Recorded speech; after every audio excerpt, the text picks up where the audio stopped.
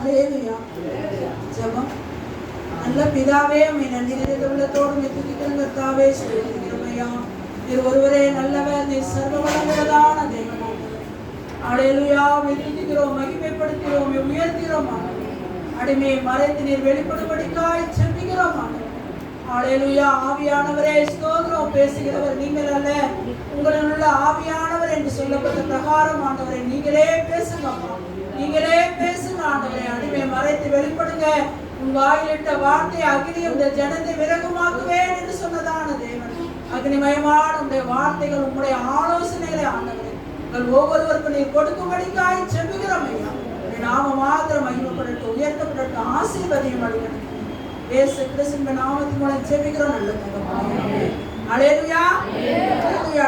வேத தியானத்திற்கென்று எடுக்கப்பட்டதான வேத வசனம் நீதிமொழிகளின் புத்தகம் 18வது அதிகாரம் 20வது வசனமும் 21. அவனவன் வாயின் பலனால் அவனவன் வயிறு நிரம்பும், அவனவன் உடலின் விளைவினால் அவனவன் திருப்தியாவான். மரணமும் ஜீவனும் நாவின் அதிகாரத்தில் இருக்கும், அதில் பிரியப்படுகிறவர்கள் அதில் அணியை புசிப்பார்கள். ஆமென். ஹல்லேலூயா. ஹல்லேலூயா. அவனவன் வாயின் பலனினால் அவனவன் வயிறு நிரம்பும், அவனவன் உதடுகளின் விளைவினால் அவனவன் திருப்தியாவான். ஆமென். ஹல்லேலூயா. ஹல்லேலூயா. அவனவன் வாயின் பலனினால், ஆமென், ஸ்தோத்திரம் ஆண்டவரே. அவனவன் வாயின் பலனினால் அவனவன் வயிறு நிரம்பும், அவனவன் உதடுகளின் விளைவினால் அவனவன் திருப்தியாவான். மரணமும் ஜீவனும் நாவின் அதிகாரத்தில் இருக்கும், அதில் பிரியப்படுகிறவர்கள் அதன் கனியை புசிப்பார்கள். ஆமென். ஹல்லேலூயா. 2 நாளைக்கு முன்பாக தேவ சமூகத்தில் அதிகாலையை காத்திருக்கும் பொழுது தேவன் ஒரு பகுதியை எடுத்து அதை தியானிக்கவும் அதை வைத்து ஜெபிக்கும்படிக்காக ஆவியானவர் கிருபை பாராட்டினார். ஆமென். ஹல்லேலூயா. அதை மாத்திரம் உங்களோட கூட பகிர்ந்து கொள்ள ஆவியானவர் தாமே உதவி செய்வாராக. என்னாகமத்தின் புத்தகம் 13வது அதிகாரம் 2வது வசனம். நான் இஸ்ரவேல் புத்திரருக்கு கொடுப்பதற்கும் கானான் தேசத்தை சுற்றி பார்ப்பதற்கும் நீ மனிதரை அனுப்பு, ஒவ்வொரு பிதாக்களின் கோத்திரங்களிலும் ஒவ்வொரு பிரபுவாகிய புருஷனை அனுப்ப வேண்டும் என்றார். ஆமென். ஹல்லேலூயா. இந்த பகுதி எல்லாருக்கும் தெரிந்ததான ஒரு பகுதி தான்.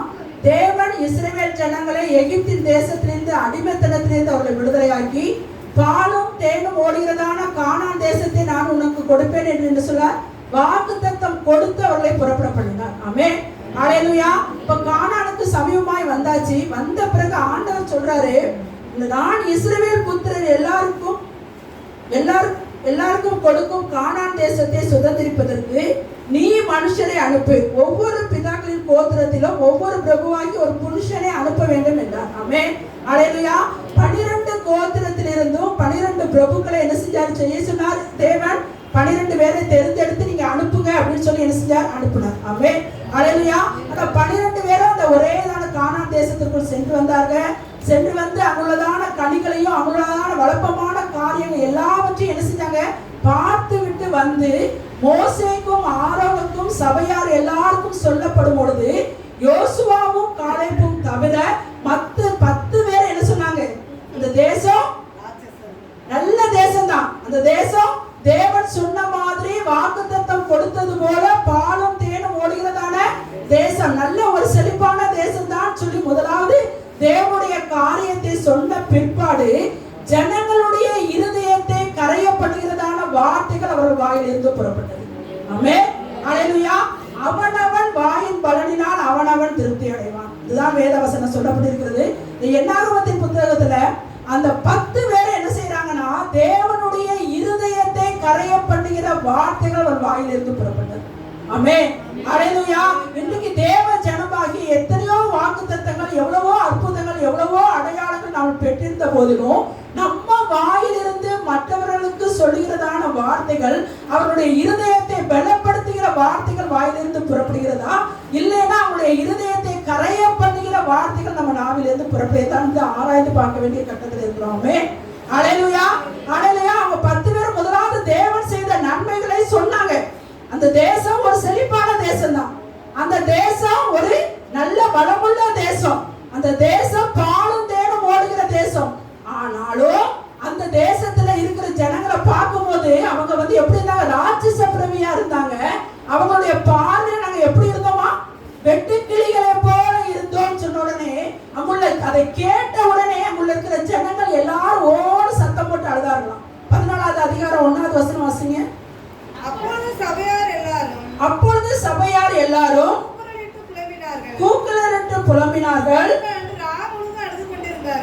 ஜனங்கள் அன்று ரா முழுவதும் அழுது கொண்டிருந்தார்கள். ஆமென். ஹல்லேலூயா. இவர்கள் வாயிலிருந்து புறப்பட்ட வார்த்தையை கேட்ட உடனே அவங்களை பலப்படுத்தல, அவங்களை திடப்படுத்தல. அந்த வார்த்தையானது அவருடைய இருதயங்களை என்ன செய்யப்பட்டது? கரையப்பட்டது. அந்த கேட்ட ஜனங்கள் எப்படிப்பட்ட ஜனங்கள்? தேவனுடைய அற்புதத்தை கண்ணார கண்ட ஜனங்கள். ஆமென். ஹல்லேலூயா. தேவனுடைய அற்புதத்தை அணுவா ருசி பார்த்தவங்க. அங்க எகிப்தின் அடிமைத்தனத்துல வாதைகளினால வாதித்து அந்த அவங்க எல்லாம் விடுதலையாக்கி ஜனங்களை விடுதலையாக்கி அந்த அவங்களுக்கு என்னது எகிப்தில் உள்ள ஜனங்களுக்கு வாதையினால விடுவிச்சு தன்னுடைய ஓங்கிய புயத்தினாலும் பலத்த கரத்தினாலும் அந்த ஜனங்களை விடுதலையாக்கி கொண்டு வந்தது இந்த ஜனங்கள் கண்ணார கண்ட ஜனம்.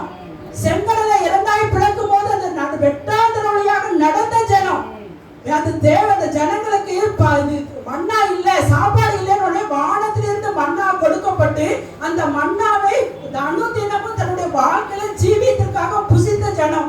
இந்த ஜனம் கண்மலையிலிருந்து தண்ணீர் இல்ல, தண்ணி இல்லைன்னு சொன்ன உடனே தண்ணியே கிடைக்காத ஒரு பாறையிலிருந்து தேவன் தண்ணீர் நீரூற்றை உண்டாக்கி அவர்களுக்கு தாகத்தை தீர்க்கும்படிக்காக கொடுத்து அதை அனுபவித்ததான ஜனம். ஆனா எதிராளி அந்த 10 பேரும் இருதயத்தை கரைய பண்ண வார்த்தைகள் அவர்களுக்கு நேராக புறப்பட்டு வந்த உடனே இவங்க தேவன் செய்த அற்புதத்தை நினைக்காம, தேவன் நடத்தின விதத்தை நினைக்காம இவங்க வாயிலிருந்து என்ன வருது? தேவனுக்கு பிரியமில்லாத வார்த்தைகள் வெளிப்பட்டது. ஆமென். ஹல்லேலூயா. அடுத்த வசனம் அதெல்லாம் ஃபுல்லா வாசித்து பார்த்தா என்ன இருக்குன்னா இந்த 14வது அதிகாரம் 2வது வசனம் வாசிங்க.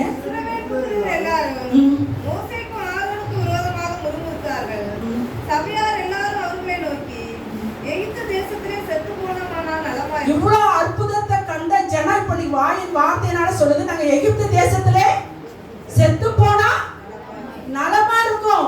நாங்க அங்கேயே செத்து போயிருப்போமே, இல்லைன்னா வனாந்தரத்திலே செத்து போயிருப்போமே. தேவனுடைய அற்புதத்தை ருசி பார்த்தவர்கள் தேவனுடைய வாக்கு தத்தத்தை சுதந்திரிக்கும்படிக்காக தேவன் தம்முடைய வாக்கு தத்தங்களை ஜனங்களுக்கு கொடுத்து நடத்தி கொண்டு வருகிற பாதையில பாடுகள் வரும் பொழுது, உபத்திரங்கள் வரும் பொழுது, வேதனைகள் வரும் பொழுது, கண்ணீர்கள் வரும் பொழுது, அதை நம்ம மற்றவர்களோடு நம்ம பகிர்ந்து கொள்ளும் பொழுது அவர்கள் பேசுகிற வார்த்தையினால இவங்களுடைய இதயம் திடனற்று போய் இவங்க வாயிலிருந்து என்ன வார்த்தை வருது? அவிசுவாசமான வார்த்தைகள் வருகிறது. ஆமென். ஹல்லேலூயா. நம்ம ஒவ்வொருவருடைய நாவில் இருந்தும் மற்றவர்களை திடப்படுத்துகிற வார்த்தைகளை நம்ம பேசுகிறோமா, இல்லது ஒருத்தருடைய இருதயத்தை கரைய பண்ணுகிற வார்த்தைகளை பேசுகிறோமா என்பதை நம்ம ஆராய்ந்து பார்க்க வேண்டியதா இருக்கிறது. ஆமென். ஹல்லேலூயா. அவர்கள் நம்முடைய பாடுகள் உபத்திரங்களை சொல்லப்படும் பொழுது அவருடைய திடப்படுத்தும்படிக்காக அந்த வார்த்தைகளை நம்முடைய நாவில் இருந்து புறப்படுகிறதா, அல்லது அவருடைய இருதயத்தை கரைய பண்ணுகிற வார்த்தை நம்ம நாவிலிருந்து புறப்படுகிறதா என்பதை குறித்து நம்முடைய வாயில் வார்த்தை குறித்து நம்ம ஜாக்கிரதையா இருக்க வேண்டியிருக்கிறது. ஆமென். ஹல்லேலூயா. ஹல்லேலூயா. இல்ல நம்ம நம்மளுடைய பாடுகளை மற்றவர்களோட பேசும் பொழுது அவர்கள் எதிராளி ஒருத்தவங்க பேசுறாங்க, மற்றவங்க பேசும்போது நம்ம இருதயத்தை கரைய பண்ணுகிறதான வார்த்தைகள் நம்மை நோக்கி வருமானால் நம்ம சிந்திக்க வேண்டியதான ஒரு காரியம் என்னன்னா, இந்த வனாந்தர பாதையில இத்தனை நாட்களும் நம்முடைய கடந்து வந்த பாதையில நம்ம திரும்பி பார்க்கும் பொழுது தேவன் நடத்தின விதம், தேவன் நம்முடைய வாழ்க்கையில செயலாற்றின விதம், தேவன் நம்மளை கரம் பிடித்து அழைத்து கொண்ட விதம், அதை நினைத்து பார்த்து தேவன் செய்த நன்மைகளை நம்ம அறிக்கை செய்ய வேண்டியதா இருக்கிறது. ஆமென். ஹல்லேலூயா. அதே இந்த 14வது அதிகாரத்துல 28வது வசனம் 23வது வசனம் வாசிங்க. அவருக்கு நாட்களுக்கு நான் ஆணையிட்டு கொடுத்த தேசத்தை காண மாட்டார்கள். எனக்கு கோபம் உண்டாக்கினவர்கள் ஒருவரும் அதை காண மாட்டார்கள். எனக்கு கோபம் உண்டாக்கினவர்கள் ஒருவரும் அதை தேவன் தான வாக்குத்தத்தம் கொடுத்தாரு. நீ உன்னை பாடு தேட ஓடுகிற தேசத்தை நான் உன்னை சுதந்திரிக்க பண்ணுவேன்னு சொல்லி தேவன் தான வாக்குத்தத்தம் கொடுத்தாரு. ஆனா அது சுதந்திரிக்க முடியாமல் போவதற்கான காரணம் அவர்கள் வாயிலிருந்து புறப்பட்டதான வார்த்தை. ஆமென். ஹல்லேலூயா. இன்னைக்கு தேவ பிள்ளைகளாகி நம்ம ஒவ்வொருவரும் நினைக்க வேண்டியதான காரியம், தேவன் நமக்கு அநேக வாக்குத்தத்தங்களை கொடுத்திருக்கிறார், அநேக வாக்குறுதிகளை கொடுத்திருக்கிறார். அது ஏன் இன்னும் நம்முடைய வாழ்க்கையில நிறைவேறல அப்படிங்கும்போது நம்மளை நாமே ஆராய்ந்து பார்க்க வேண்டியதான சூழ்நிலை. ஆமென். ஹல்லேலூயா. இயேசுவே என் வாயிலிருந்து புறப்படுகிறதான வார்த்தைகள் அந்த ஆசீர்வாதத்திற்கு, அந்த வாக்குத்தத்தத்திற்கு விரோதமான வார்த்தைகளை நாவிலிருந்து புறப்படுகிறதா, அல்லது இன்னும் நான் ஊன்ற கட்டப்படுகிறதான வார்த்தைகளை நாம அறிக்கை செய்கிறதா என்பதை நம்ம ஆராய்ந்து பார்க்க வேண்டியதா இருக்கிறோம். ஹல்லேலூயா. அதே என்னாகமத்தின் புத்தகம் 14வது அதிகாரம் 28வது வசனத்தை பாருங்க. அவர்களோட சொல்ல வேண்டியது என்னவென்றால், நீங்கள் என் செவி கேட்க சொன்ன பிரகாரம் உங்களுக்கு செய்வேன் என்பதை என் ஜீவனை கொண்டு சொல்லுகிறேன் என்று கர்த்தர் உரைக்கிறார். ஆமென். ஹல்லேலூயா, ஹல்லேலூயா. காலம் சமீபித்துட்டு கானானுக்குள்ள பிரவேசிக்க வேண்டியதான அந்த எல்லைக்குள்ளாக வந்துட்டாங்க. ஆமென். ஹல்லேலூயா. நம்ம கண்ணீர் மாற்றப்படக்கூடிய நேரம் நமக்கு அருகாமையில வந்துச்சு. மீட்பு சமயமாயிடுச்சு. இவ்வளவு நாளா நம்ம கண்ணீர் வடிச்சிருப்போம். இவ்வளவு நாளா நம்முடைய வாழ்க்கையில துக்கத்துக்கு நேராக போயிருக்கும். இவ்வளவு நாளா நம்முடைய வாழ்க்கை சஞ்சலத்துக்கு நேராக போயிருக்கும். எப்ப எனக்கு மீட்பு வரும், எப்ப எனக்கு ஒரு விடுதலை வரும், எப்ப என் வாழ்க்கை மாறும், எப்ப இந்த குடும்பத்தினுடைய நிலைமை மாறுகிற அங்கலாப்புல ஒவ்வொரு நாளும் தத்தளிப்போட தேவ சமூகத்துல காத்திருந்திருப்போம். இந்த மீட்பு சமீபமாயிட்டுங்கிறத தேவனுக்கும் தெரியும், சாத்தானுக்கும் தெரியும். ஆமென். ஹல்லேலூயா. தேவன் வேலை அடைத்து வைத்திருக்கிறதான நம்மளுடைய குடும்பத்துல சத்ருவாலும் தொடவே முடியாது. ஆமென். ஹல்லேலூயா, ஹல்லேலூயா. தீரவிக்கார தோனபஷரரரரர. அவன் வாசலை பார்த்துக்கிட்டே இருப்பான், வழியை பார்த்துக்கிட்டே இருப்பான். எப்படி இவங்களை இதை சுதந்திரிக்க விடாம பண்றதுக்கு என்ன வழி? ஏன்னா வேலை எடுத்தது யார்? வானத்தையும் பூமியை உண்டாக்குனதான தேவன். வேலை எடுத்தது யார்? சகல அதிகாரம் பெற்றதான தேவன். அவர் சொல்ல ஆகும், அவர் கட்டளை நிற்கும். அப்படிப்பட்ட தேவன் நம்மளுடைய குடும்பத்தையும் நமக்கு உண்டான எல்லாவற்றையும் அவர் வேலை அடைச்சிருக்கிறார். ஆனா சத்துரு நிச்சயமா அதை செய்ய முடியாது, தொடவே முடியாது. பாத்தீங்கன்னா பன்னி கூட்டத்தை அங்க போது லேயோர் பிசாசு பிடிச்சிருந்த தேவன் தேடி வந்து என்ன செய்யறாரு? சுகத்தை கொடுக்கும் போது அங்க கூட்டமா பன்னி கூட்டம் என்ன செஞ்சிருக்குது? மேய்ந்து கொண்டு இருந்துச்சு. அருவருக்கக்கூடிய ஒரு பிராணி தான் பன்னி. எல்லாராலும் வெறுக்கப்படக்கூடிய ஒரு பிராணி தான் பன்னி. நம்ம ஆடை வளர்க்குறோம், பூனையை வளர்க்குறோம், இல்ல இந்த லவ் பேர்ட்ஸ் புறாகிற என்னெல்லாமோ வளர்க்குறோம். ஆனா வீட்டுல உட்கார வச்சு நம்ம பன்னியை ரொம்ப ரசிச்சு நம்ம என்ன செய்ய மாட்டோம்? வளர்க்க மாட்டோம். அப்படிப்பட்ட ஒரு அருவருக்கக்கூடிய ஒரு பிராணிக்குள்ளாக கூட சாத்தானால போக முடியாது. ஆமென். ஹல்லேலூயா. தேவனிடத்தில் உத்தரவு கேட்டுக்கொண்ட பிற்பாடுதான் அதுக்குள்ளே அவனால போக முடிஞ்சது. ஆமென். ஹல்லேலூயா. நம்ம எல்லாவற்றையும் ஒரு வேலை அடைக்கிறார், நமக்கு உண்டான எல்லாவற்றையும் ஒரு வேலை அடைக்கிறார். ஆனா சத்துருவானவன் இது எப்படி உள்ள நுழையலாங்கிற வாசனை அவன் தேடிக்கொண்டே இருக்கிறான். ஆமென். அந்த வாசல் என்னன்னா வாயின் வார்த்தைகள். ஆமென். ஹல்லேலூயா, ஹல்லேலூயா. மரணமும் ஜீவனும் நம்முடைய நாவின் பிரதித்திரத்துல தான் இருக்கு. அவனவன் தன் வாயின் பலனினாலே திருப்தியாவான். அப்போ அந்த வாயில் வார்த்தைகள் என்ன வார்த்தைகள்? எப்ப நம்மளுடைய கண்ணீர் துடைக்கப்படக்கூடிய நேரம் வந்துட்டு, நம்மளுடைய கவலைகள் மாற்றக்கூடிய நேரம் சமீபமாயிடுச்சு, நம்மளுடைய மீட்பு மிகவும் சமீபமான நேரத்துல எங்க தேவன் இவங்களை மீட்டு எடுத்துருவாரோங்கிறதுக்காக இது தள்ளி போகணும், இல்ல சுதந்திரிக்க விடாம ஆக்கணும். இஸ்ரவேல் ஜனங்களே வாயின் வார்த்தையினால பாவம் செஞ்ச உடனே திருப்பி ஆண்டவர் என்ன செஞ்சிட்டாரு? சுத்தி போக பண்ணிட்டார். திருப்பி வனாந்திர வழியா நீங்க போக. அதுக்கு முந்தின அதே இந்த 14வது அதிகாரம் ஒரு 26 வாசிங்க. பின்பு கர்த்தர் மோசேயும் ஆரோனை நோக்கி, எனக்கு விரோதமாய் முறுமுறுக்கிற இல்ல 25வது வசனம் வாசிங்க. அமலேக்கியரும் கானானியரும் பள்ளத்தாக்கிலே குடியிருக்கிறபடியினால் நாளைக்கு நீங்க திருப்பி நீங்க என்ன செஞ்சணும்? சிவந்த சமுத்திர வழியா வனாந்திரத்துக்கு பிரயாணம் பண்ணுங்கள். கானானுக்கு கிட்ட வந்து கானானுக்குள்ள பிரவேசிக்க பண்ணி 12 பிரபுக்களை அனுப்பி பிரவேசிக்க பண்ணி அங்குள்ளதான உயர்தரமான அந்த திராட்சை கொடியை வாங்கிட்டு மாதுளை செடி எல்லாமே அங்க இஸ்ரவேல் விடுதலை ஒரு உருட்டிப்புல ஒரு தடவை வந்துச்சு. அப்படி இந்த பக்கத்துல அப்படி கீழே இப்படி கொலை விட்டு கீழே தரையில தட்ட மாதிரிலாம் இருந்தது. பெரிய பெரிய கொலை. அதுலயே சொல்லப்படுது அந்த திராட்சை கொலைய ஒரே ஒத்த கொலை தான். அந்த இதை அவங்களால என்ன செய்ய முடியல? சுமந்துட்டு வர முடியல. சுமந்துட்டு வர முடியாம ஒரு தோல்ல கம்ப வச்சு கட்டி தோல்ல வச்சுட்டு 2 பேரா சேர்ந்து சுமந்து அவ்வளவு ஒரு செழிப்பான தேசம். அவ்வளவு பக்கத்துல வந்தாச்சு. பக்கத்துல வந்த பிற்பாடு அவங்க சுதந்திரிக்க முடியாமல் போவதற்கு காரணம் அவள் வாயின் வார்த்தைகள். ஹல்லேலூயா. தேவன் நமக்கு அநேக வாக்குத்தத்தங்களை கொடுத்திருக்கிறான். நீ கீழாகாமல் மேலாவாய், நீ வாழாகாமல் உன்னை தலையாக்குவேன், உனக்கு மேலும் மேல அற்புதங்களை செய்வேன், அதிசயங்களை செய்வேன். எத்தனையோ வாக்குத்தத்தங்கள் நம்ம கண்ணீரோட ஜெபிக்கும் போது தேவன் நமக்கு வாக்குத்தத்தங்களை கொடுத்திருக்கலாம். ஆனா அந்த வாக்குத்தத்தை சுதந்திரிக்க வேண்டிய நேரம் அருகாமையில வந்த உடனே நம்ம நாமனால பாவம் செய்ய வச்சா மட்டும்தான் தேவனுடைய திட்டம் நிறைவேற முடியாம நம்ம வாழ்க்கையில போகும் என்பதை யார் அறிவான்? சாத்தான் அறிவான். ஆமென். ஹல்லேலூயா. அதனால அவன் என்ன செய்வானா? நம்ம குடும்பத்திலயோ இல்ல மத்தவங்கள்ட்டயோ அப்படிப்பட்ட வார்த்தைகளை பேசும்படிக்காக ஒரு சூழ்நிலையை உருவாக்கி விடுவான். ஆமென். ஹல்லேலூயா. மூலமாவோ அல்லது மனைவி மூலமாவோ பிள்ளைகள் மூலமாகவோ இல்ல அண்டை பக்கத்து வீட்டு மூலமாவோ யார் மூலமாவது அந்த கோபத்தை ஏற்படுத்தி தேவனுக்கு பிரியமில்லாத வார்த்தையை நம்ம நாவனால சொன்ன உடனே அந்த வாக்குத்தத்தத்தை நம்ம என்ன செய்ய முடியாம போயிருது, சுதந்திரிக்க முடியாமல் போய்விடுகிறது. ஆமென். ஹல்லேலூயா. இஸ்ரவேல் ஜனங்கள் பக்கத்துல வந்துட்டாங்க. இன்னும் கொஞ்ச நேரத்துல உள்ள போயிடலாம். 40 நாள் இந்த தேசத்துல சுத்தி வந்துட்டாங்க. எவ்வளவு பக்கத்துல வந்திருப்பாங்க. ஆனா அங்க போக முடியாத அளவுக்கு போறதுக்கு காரணம் வாயின் வார்த்தை. ஆமென். ஹல்லேலூயா. அதான் சொல்ற, என் செவி கேட்க கர்த்தருக்கு பயந்தவர்கள் ஒருவரோடு ஒருவர் பேசிக் கொள்வதை தேவதூதர் என்ன செய்வாரா, உற்று கவனிப்பாங்களா. அப்ப நம்ம வாயிலிருந்து என்ன வார்த்தை வருது என்பதை தேவன் ஒவ்வொரு நிமிஷமும் என்ன செய்யறாரு, பார்த்துக்கிட்டே இருக்காரு. சாத்தான அது கவனமா வச்சுக்கிட்டே இருக்கிறான். ஆமென். ஹல்லேலூயா. என் செவி கேட்க அந்த 28 வசனம் வாசிங்க. நீ அவர்களோட சொல்ல வேண்டியது என்னவென்றால், நீங்கள் என் செவி கேட்க சொன்ன பிரகாரம். இது என்ன சொன்னாங்க, நாங்க எகிப்திலே செத்து போனா நல்லா இருக்குமே, நாங்க அங்கேயே இல்லாம போனா அங்கேயே நாங்க இருந்திருக்கலாமே, அதாவது வனாந்திரத்துல நாங்க செத்து போனா நல்லா இருக்குமே அப்படின்னு சொன்ன வார்த்தை யாருடைய செவியில ஏறிட்டு நம்ம கண்ணீர் வடிச்சு கூக்குரலோட ஒரு விண்ணப்பம் ஏறெடுக்கிறதையும் தேவனுடைய செவியில கேட்கும். விரோதமான வார்த்தைகளை பேசும்பொழுது அதுவும் யாருடைய செவியில கேட்குது, கர்த்தருடைய செவியில கேட்குது. அப்படி போது அவன் என் செவி கேட்க அவர் சொன்ன வார்த்தையின் பிரகாரம் நான் அவர்களுக்கு செய்வேன். ஆமென். ஹல்லேலூயா.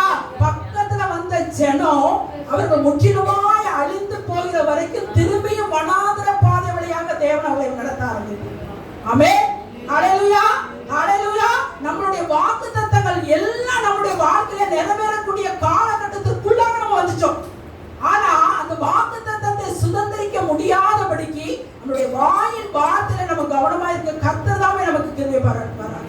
ஆமென். ஹல்லேலூயா. நம்முடைய சுய பலத்தினாலயோ அல்லது சுய ஞானத்தினாலோ சுய முயற்சினாலோ நம்ம எதுவுமே செய்ய முடியாது. ஆமென்.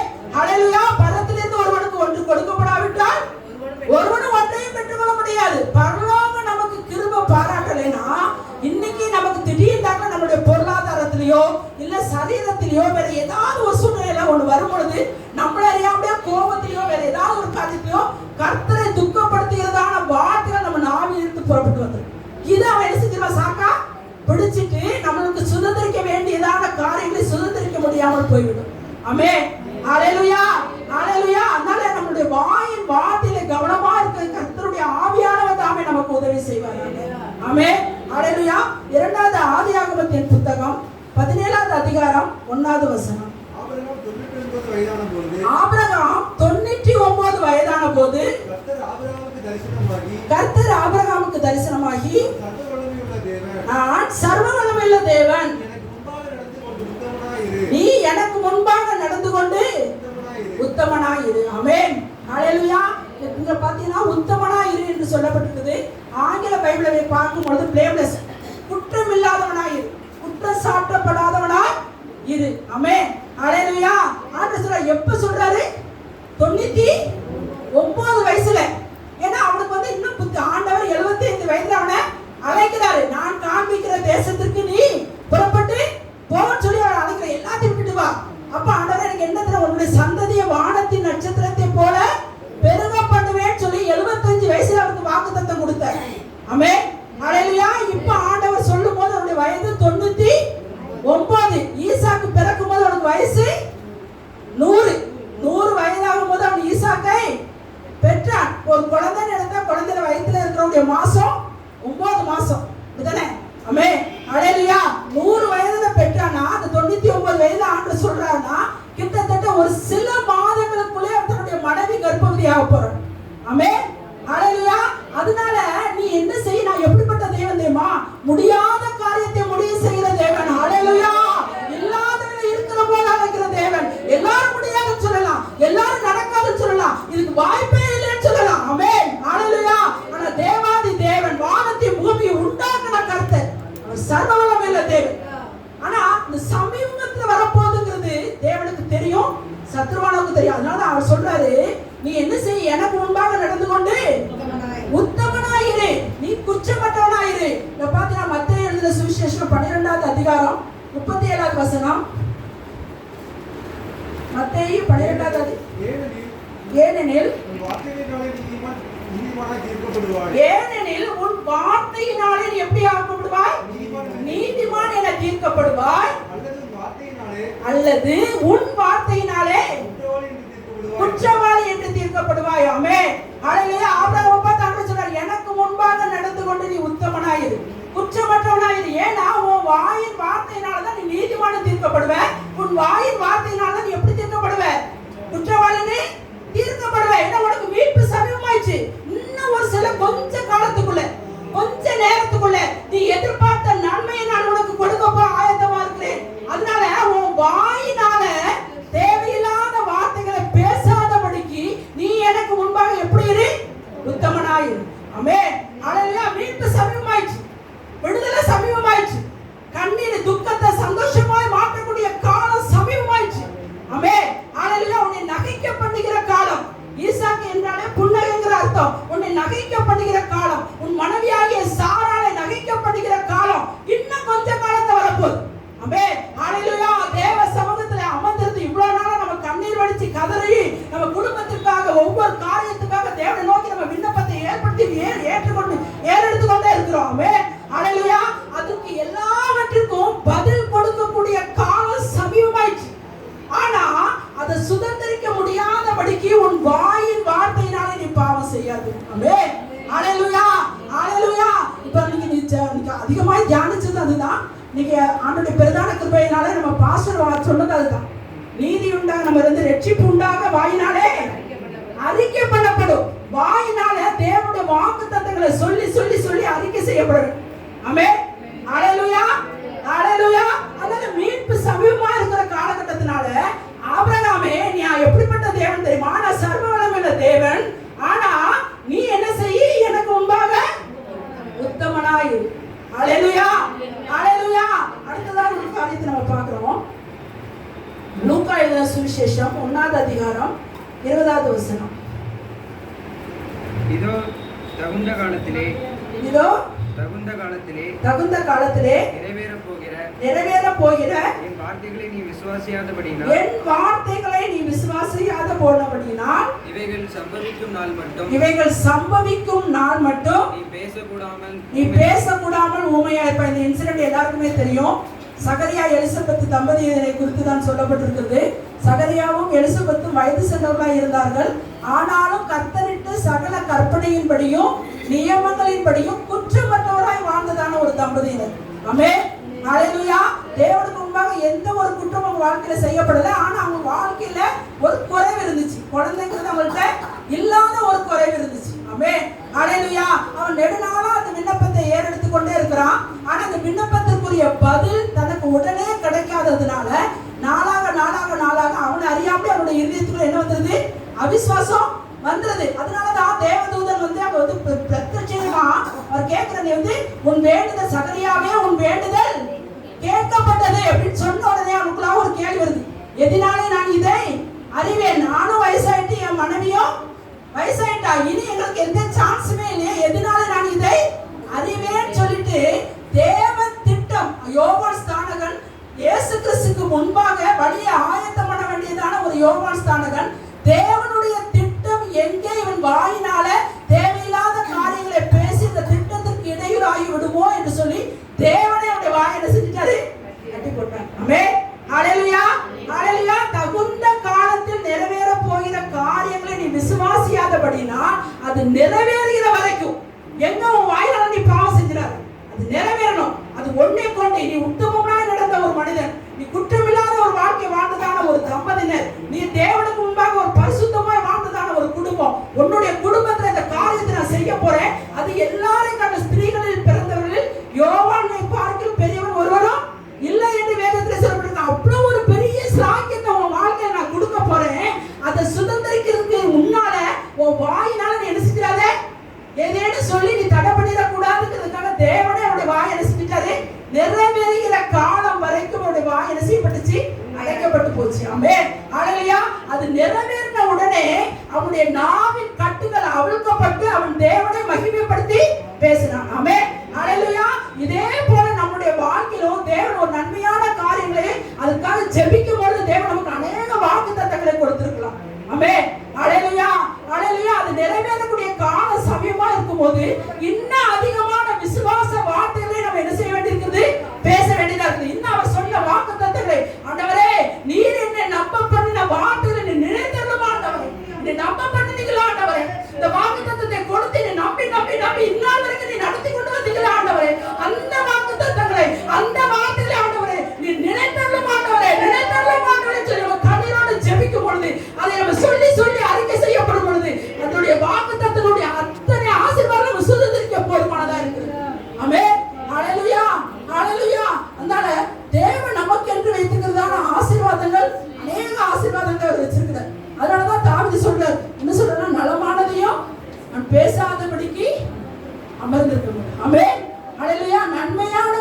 இருந்தா கூட தேவனுக்கு பிரியமில்லாத வார்த்தையை நான் பேசிடக்கூடாததுக்காக ஒவ்வொரு நாளும் நமக்கு அன்னைக்கு நான் ஜெபிக்கும் போது எனக்கு ரொம்ப எண்ணாகமத்துல இருந்து தான் ஆண்டவர் எனக்கு அதிகமாய் தியானிக்கிறதுக்கும் ஜெபிக்கிறதுக்கும் தேவன் கிருபை பாருங்க.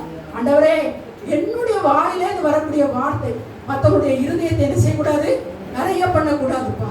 மற்றவங்களுடைய இருதயத்தை திடனற்று போக பண்ணக்கூடாது. ஆண்டவரே, கூடுமானால் அவருடைய பக்தி விருத்திக்கு ஏதுவான விசுவாசமான வார்த்தைகளை என் நாவிலேருந்து புறப்படணும். ஆண்டவரே, அநேகரை பலப்படுத்தணும் ஐயா, அநேகரை திடப்படுத்தணும். ஆண்டவரே, யாராவது ஒருவர் என் இருதயத்தை கரையப்படுகிற வார்த்தைகளை அவர் பேசுவார்னா, தேவனை நடத்தி கொண்டு வந்த பாதை, தேவனை தேற்றின பாதை, தேவனை கரப்பிடித்து அழைத்து கொண்டு வந்த பாதையை விசுவாசத்தோடு நான் அறிக்கை செய்யணுமாப்பான்னு சொல்லி அதை வச்சு ஜெபிக்கிறதுக்கு தான் தேவன் கிருபை பாராட்டினார். ஹல்லேலூயா, ஹல்லேலூயா. அதனாலதான் தாவீது சொல்றாரு, ஒவ்வொரு நாளும் எப்படி நான் எனக்கு தேவன் கற்றுக் கொடுத்ததுதான் உங்களுக்கு பிரயோஜனமா இருக்கும் அப்படிங்கிறதுக்காக தான் சொல்றேன். உங்களுக்கு எப்படி இந்த தேவன் தந்த குடும்பத்துக்காக, பிள்ளைகளுக்காக, கணவருக்காக நம்ம எப்படி ஜெபிக்கணும் அப்படின்னு அதிகாலையில் ஜெபிக்கும் போது என்னென்னலாம் சொல்லி ஜெபிக்கணுங்கிறதையும் அன்று சில காரியங்களை கற்றுக் கொடுத்தாரு. அதை உங்களோட கூட உங்களுக்கு பிரயோஜனமா இருக்கும்னு நினைக்கிறேன். உங்களோட கூட ஷேர் பண்றேன். கர்த்ததாமே ஆசீர்வதிப்பாராக. அதாவது என் வாயின் வார்த்தைகளும் என் இருதயத்தின் தியானங்களும் எப்போதும் உங்களுடைய சமூகத்தை எப்படி இருக்கணும்ப்பா, பிரீதியா இருக்கணும். என் வார்த்தை மாத்திரம் கிடையாது, நீர் தந்ததான கணவன், நீர் தந்ததான பிள்ளைகள், அவர்கள் வாயிலிருந்து புறப்படுகிற வார்த்தைகள், அவங்க இருதயத்திலிருந்து எழுப்புகிற தியானங்கள், இது எல்லாம் எப்போது ஆண்டவரை உங்களுடைய சமூகத்துல பிரீதியா இருக்கணும்யா. எந்த சூழ்நிலை என் வார்த்தையினாலேயோ, என் நடக்கையினாலேயோ, என் செய்கையினாலேயோ, என் பார்வையினாலேயோ உங்க மாத்திரம் நாங்க எரிச்சிடக்கூடாது, துக்கப்படுத்திடவே கூடாது. ஆண்டவரே, அப்படிப்பட்டதான கிருபையை ஊற்றுங்கப்பா, ஊற்றுங்கப்பா. அதிகாலை ஜெபிக்கிறதுக்கு தேவன் கிருபை பாராட்டினார். ஹல்லேலூயா, ஹல்லேலூயா. அதோட மாத்திரம் இல்ல, ஏசாயா 50வது அதிகாரம் 4வது வசனம்,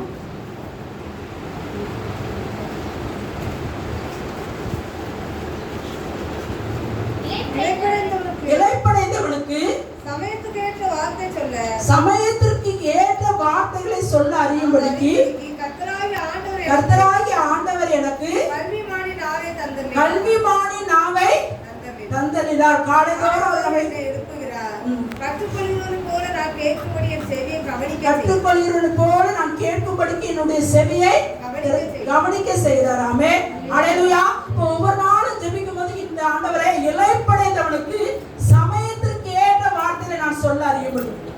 ஒருத்தங்க நம்மளோட கூட இடைப்படுறாங்க, நம்ம சந்திக்கிறோம், பள்ளிக்கூடத்துக்கு கூட, வேலை ஸ்தலத்துக்கு கூட, எல்லா இடத்துக்கும் போகும்போது இளைப்படைந்து போயிருக்கிற ஆத்மாக்கள் எத்தனையோ பேர் உண்டு. அவர்களுக்கு சமயத்திற்கு ஏற்ற வார்த்தைகளை சொல்ல அறியும்படிக்கு என்னுடைய நாவை நீங்க என்ன செய்ய, கல்விமானி நாவாக மாற்றுங்க. என் குடும்பத்தாருடைய நாவுகள், பிள்ளைகள் படிக்கிற போறவங்க இடத்துக்கு போவாங்க, வேலை ஸ்தலத்துக்கு போறாங்க. அப்படிங்கும் போது கல்விமானி நாவு, இளைப்படைந்தவனுக்கு சமயத்திற்கு ஏற்ற வார்த்தைகள். அதே மாதிரி நீ சொன்னது போல அந்த ஏற்ற சமயத்திற்கு சொல்லப்பட்ட வார்த்தை வெள்ளி தட்டிலே வைக்கப்பட்ட பொற்படத்துக்கு சமானமா. ஆமென், ஹல்லேலூயா.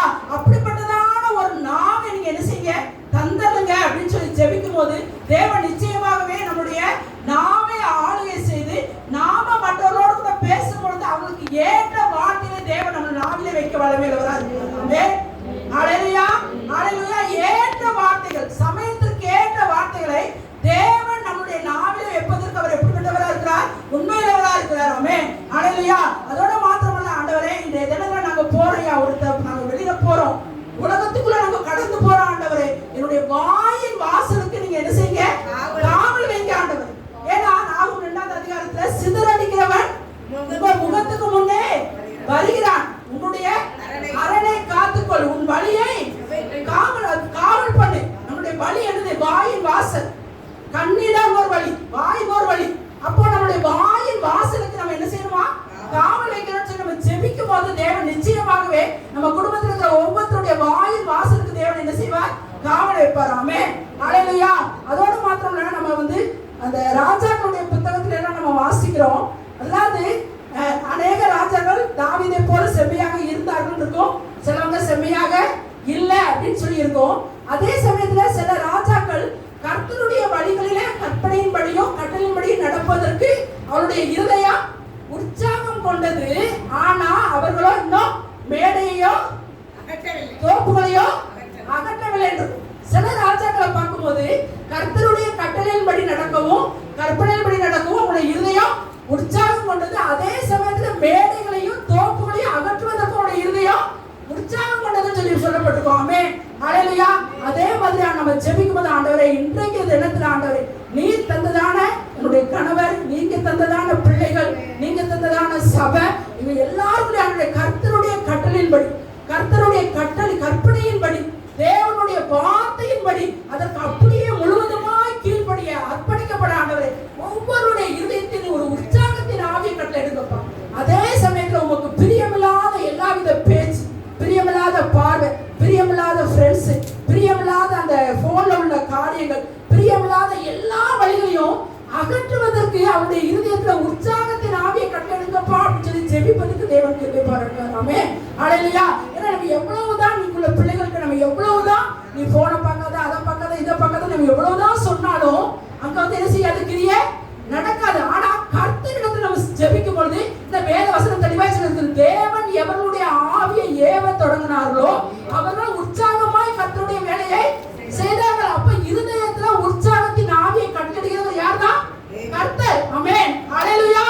ஹல்லேலூயா. அப்ப கர்த்தர் தான் பிள்ளைகள் நம்ம எல்லாருக்குள்ள இருதயத்திலும் தேவனுக்கு பிரியமில்லாத பேச்சு, தேவனுக்கு பிரியமில்லாத பார்வை, தேவனுக்கு பிரியமில்லாத செய்கை, தேவனுக்கு பிரியமில்லாத ஃப்ரெண்ட்ஸ், இல்ல எந்த காரியமா இருந்தாலும் கர்த்தருக்கு பிரியமில்லாத ஒவ்வொன்றையும் இருதயத்தின் ஆழத்துல இருந்து பிடிக்கி போடுறதுக்கு நமக்கு உற்சாகமான மனநிலையை கர்த்தர் கட்டளையிடுறார். ஆமென். ஹல்லேலூயா.